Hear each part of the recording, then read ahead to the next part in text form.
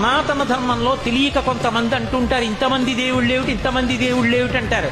ఇంతమంది దేవుళ్ళు కాదు, ఇంతమందిగా ఉన్న దేవుడు. నేనే పరబ్రహ్మను కురుశ్రేష్ఠ, నేనే సత్యాన్ని, జ్ఞానాన్ని, ధర్మాన్ని.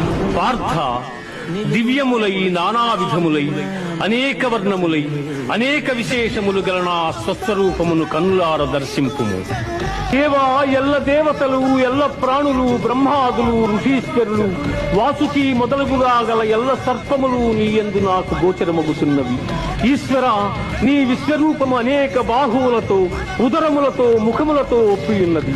అట్లయ్యూ నీ ఆకారమున ఆద్యంత మధ్యమములను గుర్తింపజాలకున్నాను. కోరలచే భయంకరమై ప్రళయాగ్ని సమానములైన నీ ముఖములను చూచుట వలన నాకు దిక్కులు తెలియకున్నవి. కాన ప్రభో, నా యందు దయయుంచి నాకు ప్రసన్నుడవు కమ్ము.